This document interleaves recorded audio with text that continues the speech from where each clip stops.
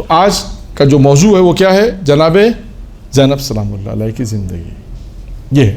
تو اس دیکھیں جناب زینب سلام اللہ علیہ نے کس طرح امام حسین کے ساتھ دین کو بچایا ہے۔ اب یہاں پر کیونکہ ہمارا موضوع ہے جناب زینب، ٹھیک ہے، اچھا اب جناب زینب علیہ السلام کی دیکھیں زندگی کے بہت سے واقعات ہیں،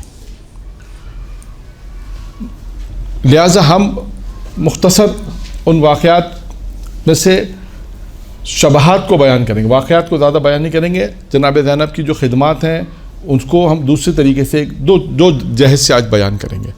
پہلی جہت کیا ہے کہ جناب زینب کی اپنی نانی جناب ختیجہ کے ساتھ کیا شبہات ہے۔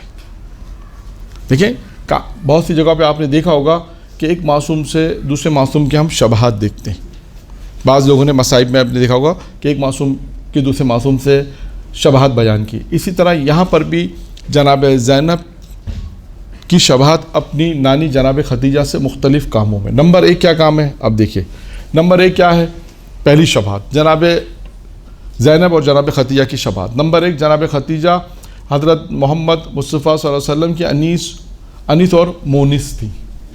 اسی طرح کہتے ہیں جناب زینب بھی نواس رسول امام حسین علیہ السلام کی غمخوار تھی، ان کے ساتھ ہر جگہ ان کے غم میں شریک تھی، ان کے ساتھ مونس تھی، محبت کرتی تھیں اور ان کے ساتھ جگہ جگہ پہ ان کے ساتھ تھی۔ جس طرح جناب ختیجہ رسول خدا کی ساتھ مونس تھیں، انیس و مونس تھی، اسی طرح کہتے ہیں جناب زینب امام حسین کے ساتھ انیس و مونس تھی، ان کے ساتھ ساتھ تھی۔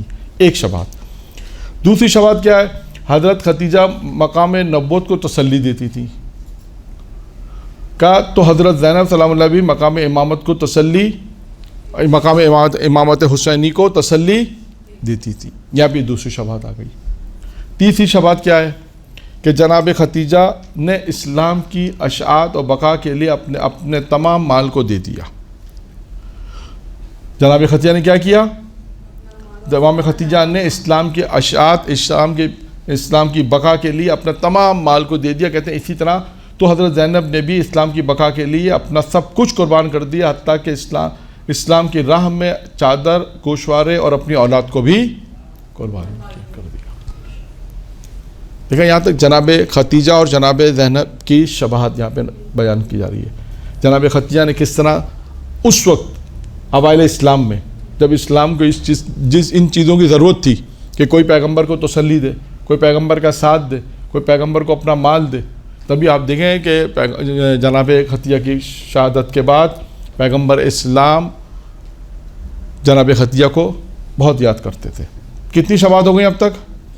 3۔ چوتھی، جناب ختیجہ تمام مصائب و پریشانی میں پیغمبر اکرام کی شریک اور حصے دار تھیں۔ اسی طرح حضرت زینب بھی اپنے بھائی امام حسین کے مصائب میں شریک تھیں۔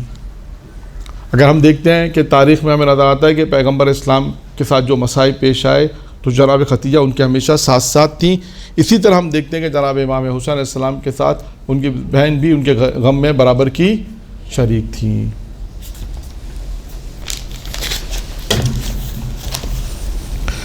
حضرت ختیجہ کو جب یہ پتہ چلا کہ کفار مکہ نے حملہ کر دیا تو حضرت کو زخمی کر دیا۔ اب دیکھیے جناب ختیجہ کو جب یہ علم ہوا، اس بات کا علم ہوا کہ کفار مکہ نے حملہ کیا اور پیغمبر زخمی ہو گئے ہیں، تو کیا کیا؟ تو بی بی نے حضرت امیر المومنین کو ساتھ دیا اور غار حرا میں آپ کی مدد کے لیے اور آپ کی غمخواری کے لیے پہنچ گئیں۔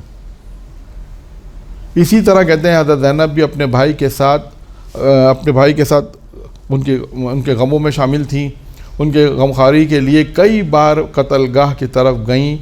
اب یہاں سے فرق بتانا چاہ رہے ہیں، جناب ختیجہ کا جانا غار حرا میں اور جناب زینب کا امام حسین کے لیے قتل گاہ میں جانے کا فرق بتا رہے ہیں۔ کیا فرق ہے؟ لیکن فرق یہ ہے کہ حضرت زینب کے پاس پانی نہیں تھا، پانی نہ تھا جو اپنی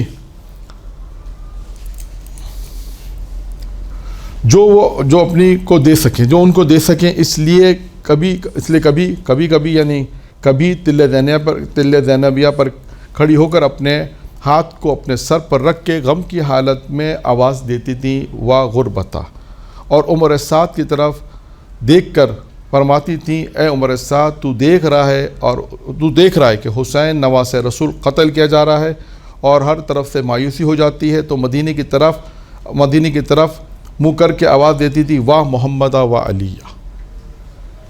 کیا آپ نے دیکھا کہ جناب ختیجہ کا پیغمبر اسلام میں غار حرا کے لیے مدد کے لیے جانا اور اسی طرح یعنی پکارنا.